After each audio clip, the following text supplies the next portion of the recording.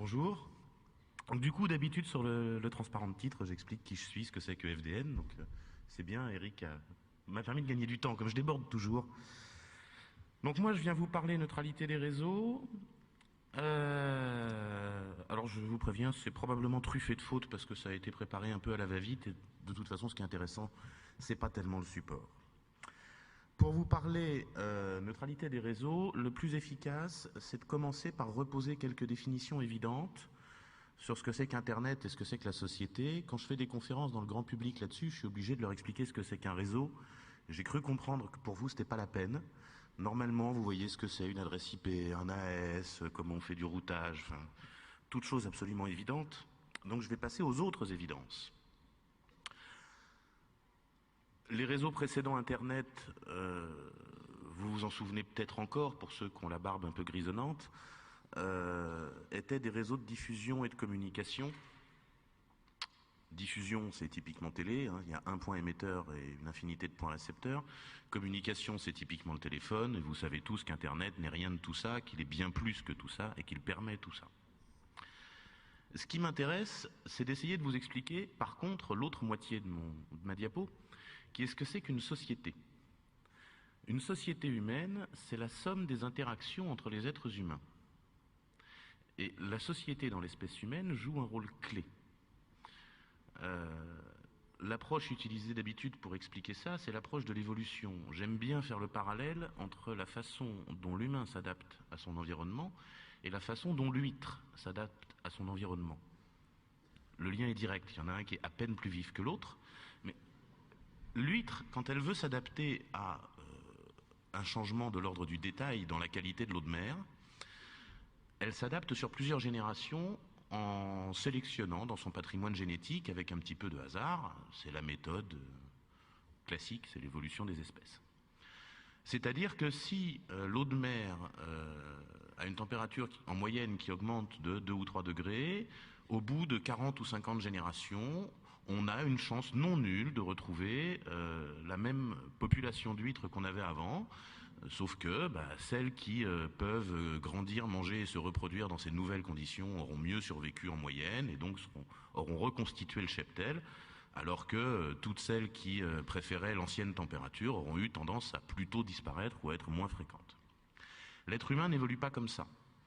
L'être humain, l'avantage évolutionnel qu'on a récupéré, ça a été la parole, ce qui nous permettait la coopération, ça a été de faire société.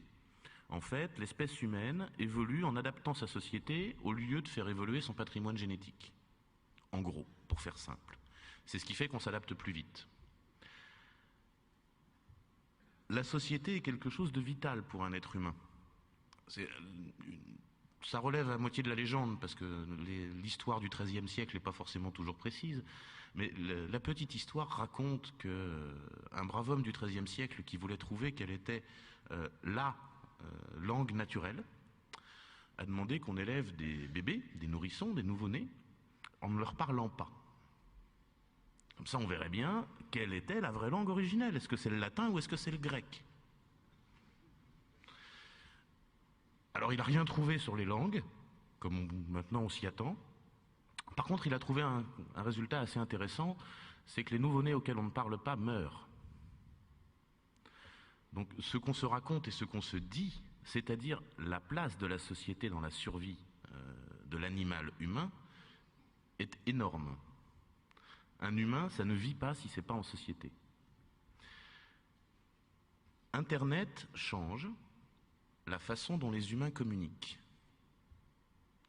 Internet change la façon dont les humains communiquent au même titre qu'a changé l'apparition du verbe, au même titre qu'a changé l'apparition de l'écriture, au même titre qu'a changé l'apparition de l'imprimerie.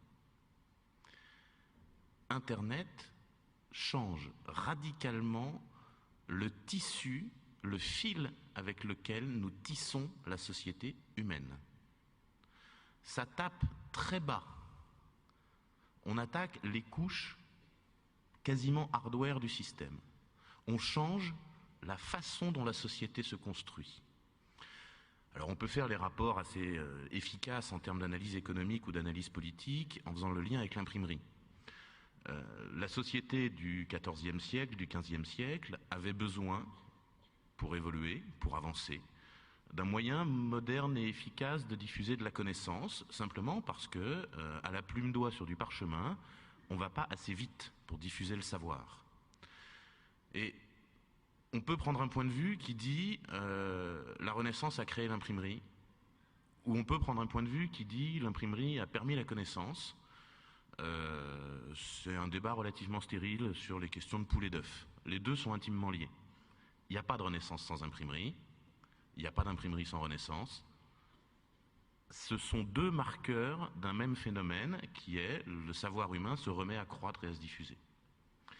De la même manière, vous n'arriverez pas à séparer la structure sociale qui émerge d'Internet du fait qu'Internet émerge. Vous n'arriverez pas à séparer le fait que Internet modèle la société et la change, ou la société impose la présence d'Internet. Ce sont deux fois la même question. C'est pour ça que les questions sur Internet sont centrales. C'est pour ça que les questions sur la neutralité ne sont pas que des débats économiques pour savoir qui a la plus grosse entre Verizon et Google. Ce sont des questions beaucoup plus intéressantes. Donc, la neutralité, tiens, une première faute, la neutralité, je vais être extrêmement emmerdé pour vous la définir, parce que la neutralité, c'est simplement le mode de fonctionnement normal d'Internet. Et quand je vous ai dit ça, je vous ai rien dit. Mais la neutralité, c'est-à-dire que si vous prenez n'importe quel réseau de commutation de paquets qui soit neutre et qui n'ait pas de point central, c'est-à-dire n'importe quel réseau moderne, parce que ça fait à peu près depuis les années 60 qu'on a compris qu'un réseau avec un point central était facile à éteindre, n'importe quel réseau moderne, neutre, à commutation de paquets, donc qui permet plusieurs communications simultanées, et qui n'a pas de point central, est Internet. Pas forcément dans son protocole, hein. Au lieu d'être IPv4, ça peut être IPv5, dans lequel on mettrait des adresses sur un nombre de bits moins con, genre 64. On peut changer les protocoles, on peut décider de mettre les en-têtes dans l'autre sens, ça change rien. Tout ça, ça reste Internet. Ça reste le concept Internet qui est ce réseau neutre et efficace qui permet aux humains de tisser une société selon un mode différent. Donc, dire Internet, c'est dire neutralité, et dire réseau neutre, c'est dire Internet. C'est le même mot. Du coup, forcément, quand on a essayé avec des gens très chiants, parce que pour le coup, le débat en Europe, il est apparu pendant les débats sur le paquet télécom, le dernier, là, en 2009, devant le Parlement européen. Je ne sais pas si vous imaginez ce que ça peut donner d'essayer de discuter en anglais avec des juristes européens au Parlement de ce que c'est que la neutralité d'un réseau auquel ils comprennent rien. C'est un grand moment de solitude. Et donc, on a essayé de leur faire comprendre plein de bouts pour essayer de mettre tous les mots dans le bon ordre. Et on arrive à ressortir maintenant avec des bouts de définition où s'il n'y a pas tous ces mots-là et s'il n'y a pas tous ces concepts-là, c'est que c'est pas Internet et c'est que c'est pas neutre.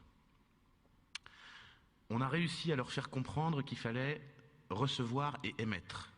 Ça, figurez-vous, pour quelqu'un qui se contente d'utiliser Twitter sur son iPhone et Facebook sur son Windows, c'est vachement pas simple à faire comprendre. On peut émettre et recevoir. Vous savez ce que ça veut dire, parce que vous êtes des gens du réseau. Vous savez que émettre, ça ne veut pas que dire la capacité d'envoyer un tweet.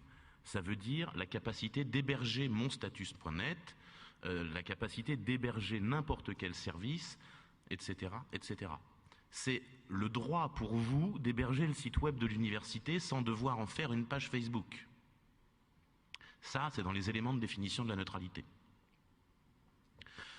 Ensuite, on a réussi à leur faire comprendre qu'il fallait mettre contenu et application.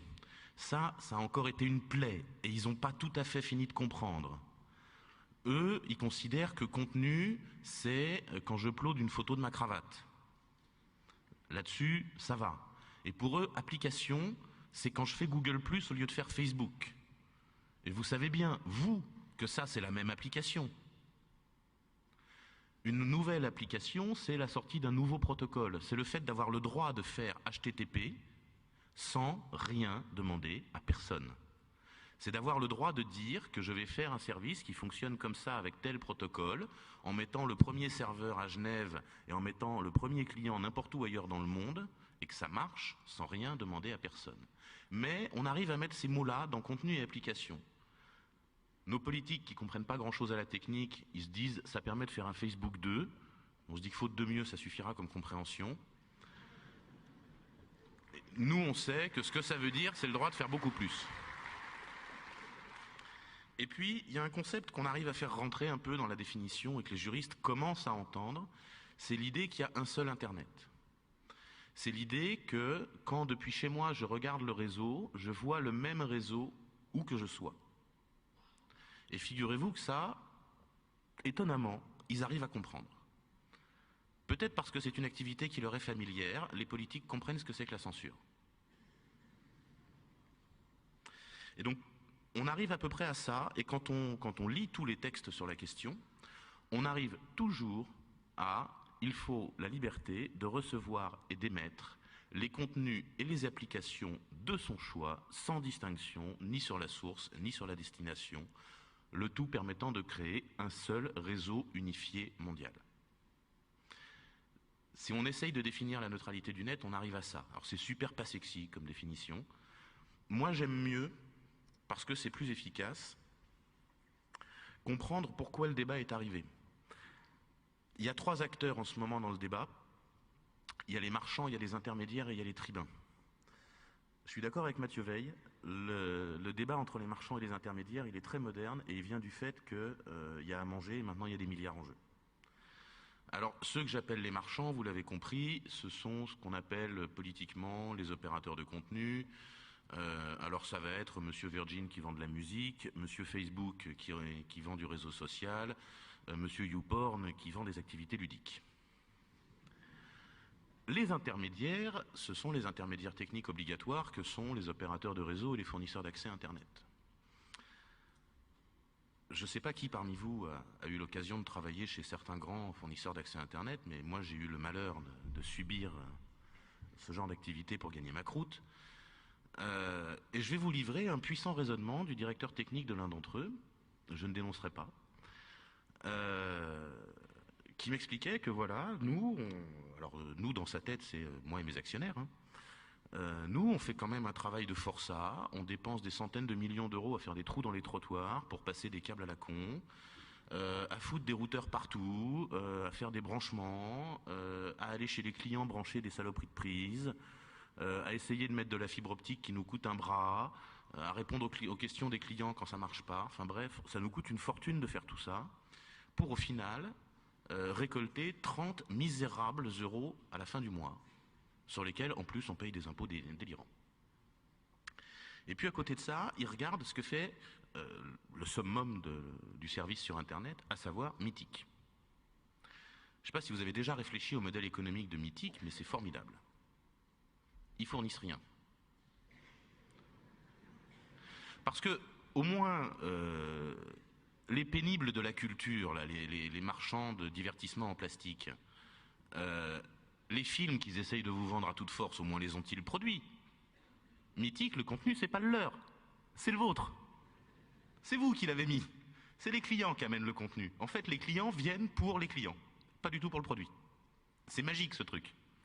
Mythic se contente de mettre à disposition une base de données dans laquelle tout le monde vient injecter des données et dans laquelle tout le monde paye pour venir consulter les données que les autres ont injectées. Et en échange de ce service d'une simplicité stupéfiante, il reçoit 30 € par mois. C'est fabuleux. Et donc moi je comprends ce pauvre directeur technique qui était effondré et où sa réflexion c'était « mais bon sang de bordel de bite en bois, tout ce contenu il passe par mon tuyau, je suis capable de l'empêcher, donc je veux ma part. » C'est une position très révolutionnaire. Chez les révolutionnaires, ça s'appelle l'impôt révolutionnaire. Chez la police, d'habitude, on appelle ça du racket. Mais la position, si, je vous assure, quand on est en position de dire « je peux te nuire, donc tu vas me donner du pognon pour que je ne te nuise pas », ça s'est toujours appelé du racket. Le seul qui fait ça légalement, c'est l'État, et il appelle ça l'impôt. Chez tous les autres, c'est du racket. Donc ça, ce sont les marchands et les intermédiaires. Eux, ils en veulent à la neutralité du réseau. En fait, ils s'en foutent de la neutralité du réseau. Ce qu'ils cherchent, c'est un moyen d'exercer le racket ou, dans le cas des marchands, un moyen de s'en prémunir. Le seul cas que je ne m'explique pas, le seul qui est bizarre à analyser, c'est la position de Google. En fait, le seul qui n'a aucune raison de s'opposer au racket, c'est le marchand qui est dominant. Parce que le racket deviendra et sera un outil permettant de cristalliser les positions actuelles. En effet, Google est un des seuls, puisque c'est un des plus puissants, à être capable de payer l'impôt révolutionnaire demandé par les fournisseurs d'accès à Internet. Et cet impôt révolutionnaire garantira qu'il n'y aura plus de nouvel entrant. Donc je ne comprends pas pourquoi Google s'est battu contre ce racket qui lui est favorable. Ceci dit, je vous rassure, ils ont arrêté de se battre. Et puis il y a les tribuns, et c'est là que je suis en désaccord avec Mathieu Veil. Les tribuns, ce sont ceux qui avaient, avant Internet, accès à la parole publique. Alors d'habitude, je fais un petit sondage dans la salle, qui est un truc super simple. Je demande qui a eu l'occasion de parler à une heure de grande écoute à la télévision parmi vous. Je pense qu'il peut y avoir 2 ou 3 mains qui se lèvent par mégarde. Et puis je demande qui a eu l'occasion de publier sur le web parmi vous. Là, normalement, tout le monde lève la main. Et j'ai fini mon exemple. Bien. Les tribuns, ce sont ceux qui avaient accès à la parole publique et surtout qui avaient le monopole de cet accès et qui sont en train de perdre ce monopole. Ceux-là, ils ont peur du réseau et ils ont raison d'avoir peur du réseau. En fait, ce n'est pas du réseau qu'ils ont peur, si vous avez bien compris la diapo précédente. C'est de l'évolution de la société dont ils ont peur. Cette société beaucoup plus ouverte et qui communique beaucoup plus et qui donc échange l'information et qui donc se passe d'eux pour relayer l'information, ils la craignent. Ce ne sont pas que les politiques. Ce sont tous les gens qui avaient accès à la parole avant. Ce sont les journalistes. En règle générale, les plus hostiles au réseau, vous constaterez, ce ne sont pas les journalistes qui font du travail, ce sont les journalistes qui ne font pas de travail. Les journalistes qui font des enquêtes de terrain pour vous expliquer comment se passe concrètement sur le terrain la guerre en Libye, ils ont une raison d'être qui est d'aller chercher l'information et ils ont toujours cette raison d'être. Par contre, l'éditorialiste qui vient vous livrer son avis tous les matins dans le Poste, la seule chose qu'il a à vendre, c'est son avis. Et il se trouve que vous en avez un aussi. Vous n'avez pas besoin de lui. Et votre avis, si ça se trouve, sur un certain nombre de sujets, est plus pertinent. Moi, l'avis personnel de tel ou tel journaliste à la mode sur les bienfaits ou les méfaits d'Internet, je vous laisse imaginer ce que j'en pense. Et en général, c'est appuyé sur une expérience assez nulle de sa part. Donc, le débat sur la neutralité, en fait, les personnes qui cherchent à taper sur Internet, oui, ce débat entre marchands et intermédiaires, il a quelques années. Par contre, les gens qui cherchent à contrôler l'accès à la parole publique et qui ont peur de cet accès ouvert à la parole publique, c'est un tout petit peu plus ancien. Moi, je suis plutôt jeune dans le milieu, puisque je suis président de FDN depuis 15 ans, donc ça fait pas très longtemps. Je me souviens que les premiers casse-pieds à être venus foutre la merde, c'était, alors ça va rajeunir personne, c'était l'amendement Fillon. Je ne sais pas si ça rappelle. Oui, le même, Fillon-François, qui à l'époque était député, ou ministre, je ne sais plus, et qui proposait dans un amendement qu'il faille, en gros, une autorisation du CSA pour avoir le droit d'ouvrir un site web. Je ne sais pas si ça rappelle des souvenirs à des gens. Ça, c'était 1996, si ma mémoire des dates est bonne. Comme tentative d'atteinte à l'ouverture et à la neutralité des réseaux, on ne fait pas mieux. Et je constate qu'en 15 ans, ils n'ont rien appris. Donc, maintenant qu'on commence à avoir une petite idée de ce que c'est que la neutralité du réseau et de qui sont les acteurs en jeu, on va pouvoir regarder quelques-uns des méfaits. Alors, il y a les atteintes commerciales qui vont vous concerner assez peu, ou plus exactement, qui vous concernent exactement comme elles concernent le grand public. Puisque professionnellement, vous êtes protégé, le réseau sur lequel vous vous appuyez, c'est Renater, et je ne crois pas que Renater essaye de racketter Google et Mythic. Enfin, je ne crois pas que ce soit dans les pratiques maison. Il ne fonctionne pas comme ça. Alors, les 4 méthodes habituelles sont la priorisation, le filtrage, l'altération et le volume. La priorisation, vous connaissez, c'est le fait de mettre un petit peu de QoS de manière à ce que sur le backbone du FAI en question, l'accès au site de service A soit fluide et que donc par opposition l'accès au site de service B ne le soit pas, en général pour des raisons mercantiles. Par exemple, quand on constate que sur un accès Orange, on accède facilement et fluidement à Dailymotion, alors que vers YouTube, c'est tout pourri, on ne peut pas s'empêcher de penser que c'est parce que Orange est actionnaire de Dailymotion.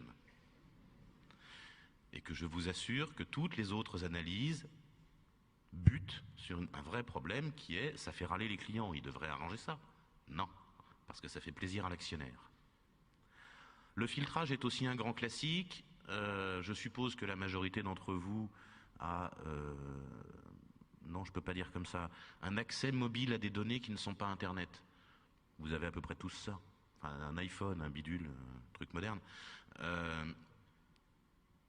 C'est filtré à un point incroyable. Vous avez déjà essayé d'installer Skype sur un accès Internet mobile. Vous voyez une raison physique pour laquelle ça ne marche pas, à part le fait que c'est fait exprès. Et vous ne pensez pas que c'est un tout petit peu lié au fait que les gens qui vous vendent de l'Internet illimité, mobile, en fait gagnent leur vie en vous vendant du téléphone et qu'ils essayent d'assurer leur position dominante? C'est bien du filtrage uniquement à but marchand. C'est pas du tout pour des histoires de saturation de bande passante. De la vidéo en veux-tu en voilà en mobile, tant que tu veux. C'est que tu regardes de la télévision numérique sur ton téléphone mobile ou que tu utilises Skype, c'est des octets. C'est pas des octets plus gros, c'est pas des octets plus lourds, c'est des octets dans des paquets. Donc ça, c'est le cas du filtrage. En France, il est super simple à expliquer, tout le monde voit. Sur le mobile, c'est pas simple, c'est simple, il n'y a pas un seul paquet qui sort indemne du machin. Même les sites web sont filtrés. L'autre exemple, c'est l'altération du contenu. Alors ça se pratique en ce moment assez peu, ça s'est pratiqué il y a longtemps et il y a des gens qui ont envie d'y revenir. Altération du contenu, vous voyez ce que c'est? C'est le fait de modifier le contenu qui circule sur le réseau. Je ne suis pas certain que vous sachiez me citer comme ça facilement des pratiques de ce type-là. Je peux vous en citer une qui est encore assez connue, qui est de rajouter des cochonneries dans mes mails. Genre la poste.net qui juge utile de rajouter sa petite signature publicitaire en bas. C'est mon courrier. C'est mon courrier que j'ai envoyé. Il n'y a aucune raison qu'il y ait de la merde que j'ai pas écrit dedans.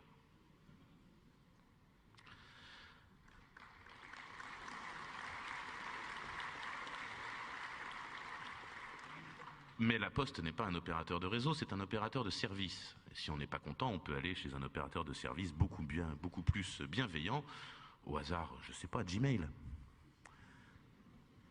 qui eux jamais ne ferait de la publicité en fonction de vos données personnelles, c'est pas le genre de la maison.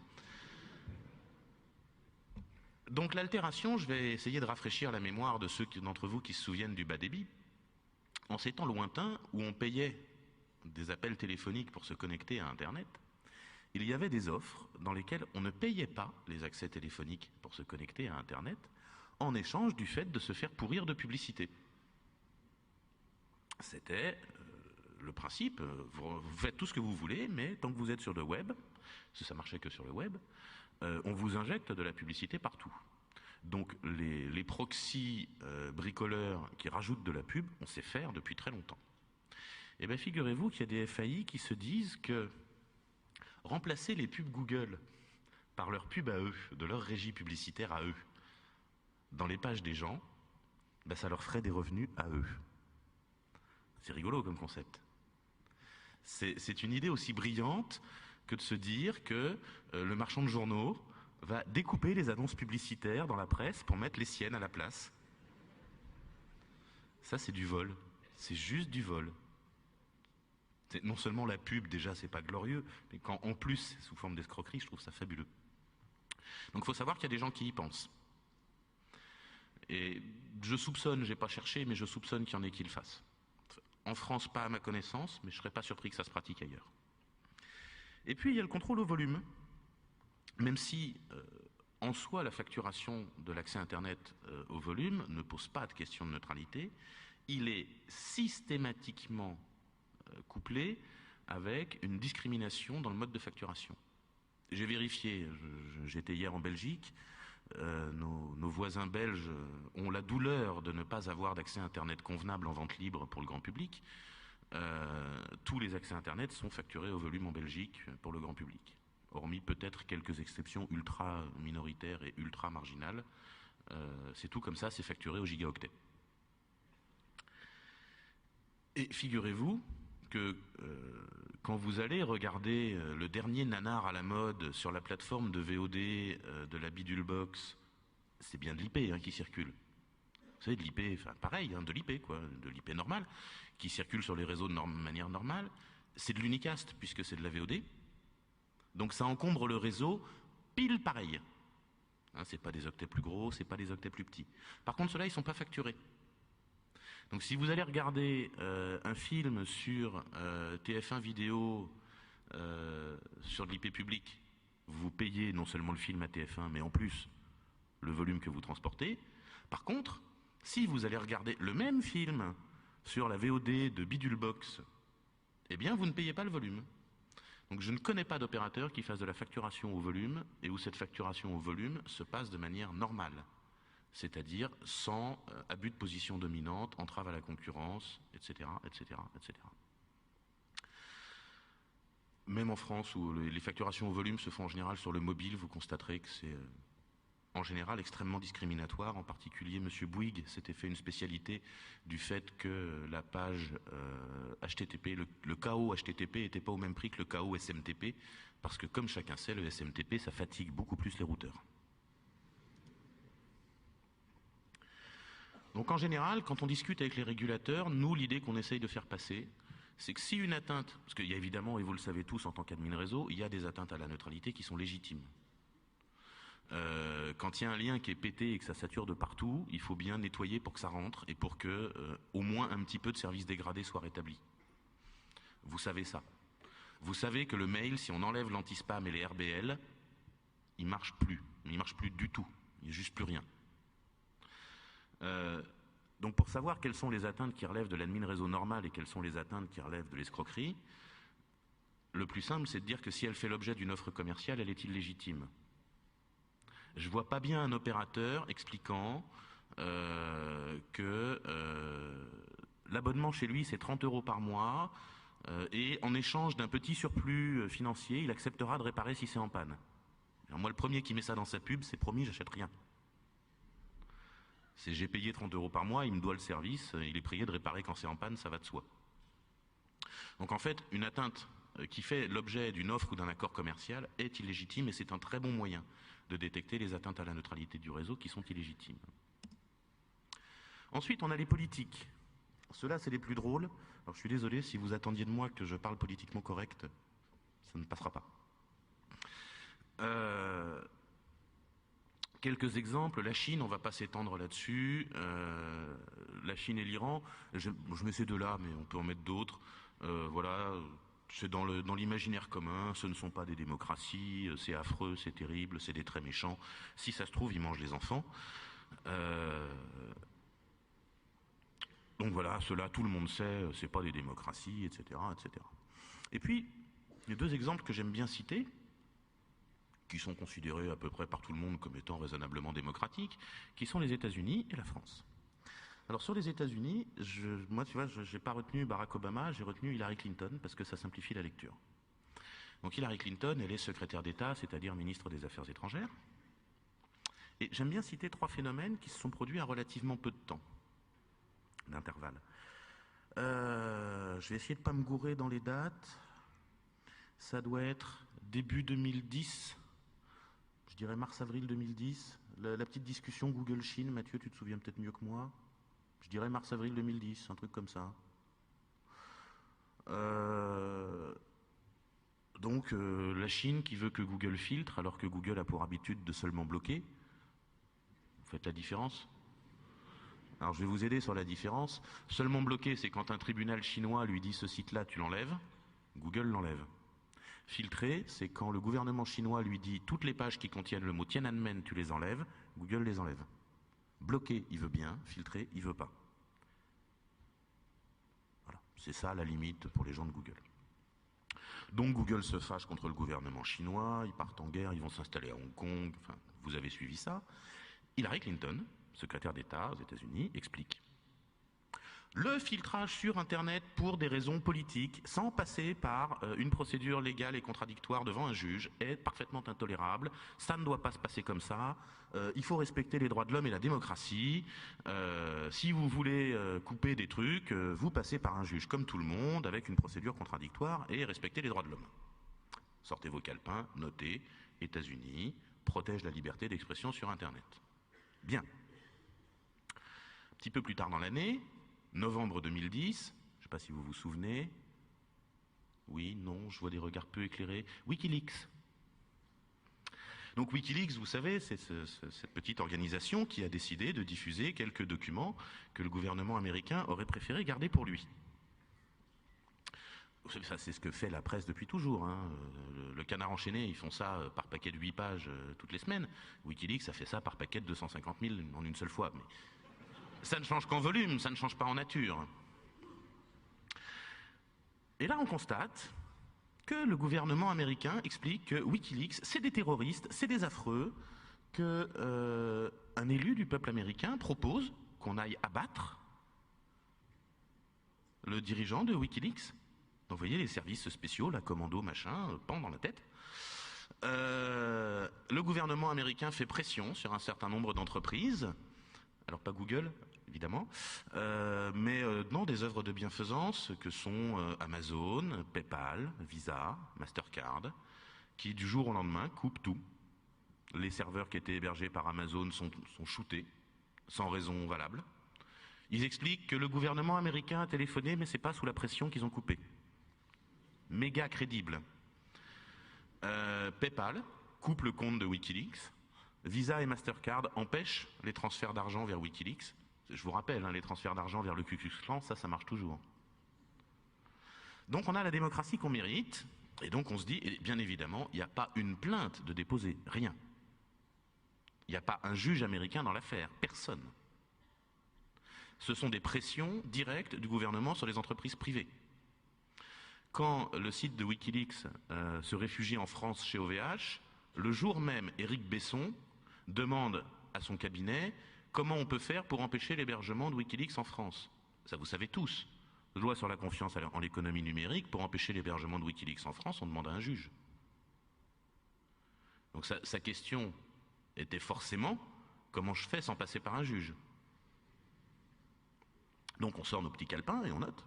Hillary Clinton, États-Unis. Ils sont d'avis que les casse-pieds politiques qui font chier, il faut les filtrer sans passer par un juge. Donc ils sont d'accord avec la Chine. Janvier 2011. Toujours la même Hillary Clinton, toujours les mêmes États-Unis, sauf que cette fois-ci c'est la Chine. L'Égypte, pardon. Hosni Moubarak décide d'éteindre Internet pour faire taire les pénibles qui gueulent dans la rue. Les États-Unis nous expliquent, on ne peut pas couper Internet, filtrer Internet, tout ça, rendez-vous compte, les gens doivent avoir le droit de parler, etc. Donc voilà, la qualité de la position des États-Unis sur la question est extrêmement variable. La qualité de la position de la France aussi est extrêmement variable. Comme je commence à dépasser un petit peu le temps, je vous zappe la partie française, mais vous avez suivi l'histoire de la bande dessinée censurée par l'équipe de l'OCL Cétique, qui est la même équipe que celle qui travaille sur le filtrage sans juge pour le pédoporn? Non? Alors, je vous la fais courte. Bande dessinée, graveleuse, certes, d'un humour probablement douteux, certes, mais enfin c'est une bande dessinée et c'est de l'humour, qui fait des mauvaises blagues sur la pédophilie, et la police qui vient expliquer à l'auteur de la BD que c'est probablement illégal, il faut qu'il l'enlève de son site web, sinon ça va mal se passer. Une bande dessinée. Une bande dessinée, au nom du pédoporn, en France. Et dans quelques semaines, le même policier aura le droit de filtrer sans passer par un juge. Le même policier, du même service. C'est pas un petit lieutenant perdu dans un commissariat de banlieue qui a fait du zèle et qui a mal lu le texte. Hein. C'est l'équipe spécialisée. En fait, ce qu'on voit apparaître, c'est que le respect de la neutralité est un outil de mesure de la qualité de la démocratie. Et quand on prend cet outil de mesure-là, et qu'on ne s'intéresse pas sottement au fait qu'il y ait des élections, parce que je vous rappelle qu'en Chine, il y a des élections, Quand on prend cet outil de mesure-là, on se rend compte que la France et les États-Unis, certes, c'est encore un peu mieux que la Chine en termes de respect de la démocratie, mais sur cet axe-là, pas tellement. Si vous voulez trouver un axe sur lequel vraiment on soit bien meilleur, c'est sur le nombre d'opposants qu'on tue. Ça, effectivement. Quoique aux États-Unis, le gouvernement qui tue des gens. Mais sur la question liberté d'expression Internet, qui est l'outil de mesure quand on voulait repérer les régimes durs il y a 30 ans, c'était combien de journalistes ils mettent en prison, est-ce qu'il y a une presse libre, etc. Aujourd'hui, l'outil de mesure, c'est quel est l'état du respect de la neutralité d'Internet par le gouvernement. Et puis, il fallait quand même que je termine sur votre cas à vous. Parce que, en termes de respect de la neutralité, vous êtes quand même le FAI le plus merdique de France. Et c'est beaucoup moins drôle que ce que vous avez l'air de croire. Que Renater ou les universités décident d'appliquer des chartes à la con sur ce que les étudiants ont le droit de faire ou de pas faire quand ils sont en salle de TP, c'est normal. C'est normal. Vous êtes chez vous. L'étudiant vient travailler à l'université, il respecte la charte que l'université impose. C'est normal. Jusque-là, tout va bien. Par contre, il y a assez régulièrement des résidences universitaires qui sont couvertes pour des raisons sociales. On permet de faire de l'accès à pas très cher, etc. En général gérées par une association d'étudiants et raccordées au réseau de la fac. Et des retours que j'ai eus, il n'y en a pas qu'un, il semble que systématiquement le même filtrage débile de la même charte idiote soit appliqué dans les résidences universitaires. C'est-à-dire, des fois que vous n'ayez pas compris, dans ce cas-là, vous êtes fournisseur d'accès Internet dans le lieu d'habitation d'une personne privée. Ce qu'il fait avec son accès Internet, c'est à peu près comme ce qu'il fait avec sa bite, ça ne vous regarde pas.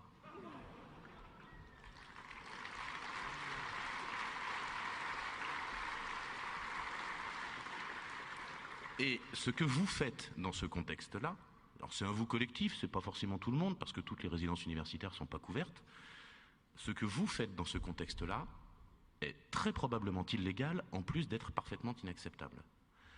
Pour le moment, vous avez la chance que les étudiants ne sachent pas comment se défendre là-dessus. Méfiez-vous, on a très envie de les y aider. Et puis, un petit bout de conclusion. L'accès à Internet est une liberté fondamentale. Ça, le Conseil constitutionnel nous l'a dit, la Cour de justice européenne nous l'a rappelé hier. Les opérateurs ne sont pas légitimes à filtrer, c'est une évidence. Vous non plus. Si vous avez des questions.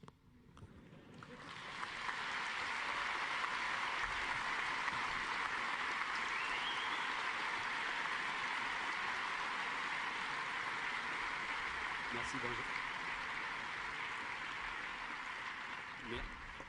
Allô, un, deux. Merci Benjamin. Alors je suis désolé, on va prendre une question assez rapidement. Non. Il n'y en a pas non plus? Ah si, Stéphane. Qui filtre les questions? La neutralité des Gérèses. Stéphane, est-ce qu'on a un au micro premier dans la rang salle? là, juste ici.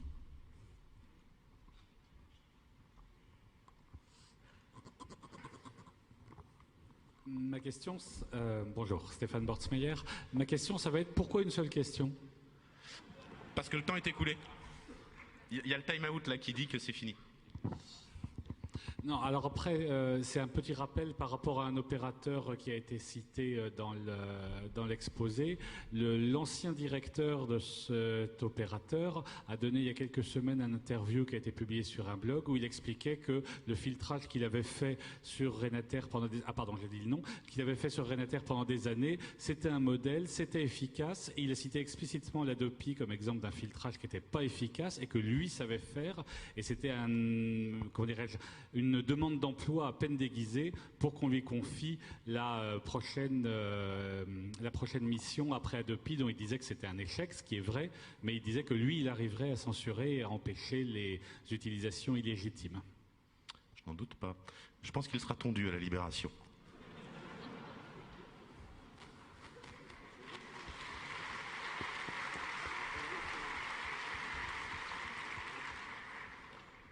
Ceci dit, c'est pas la première fois que Renater fait des choix curieux en matière d'Internet.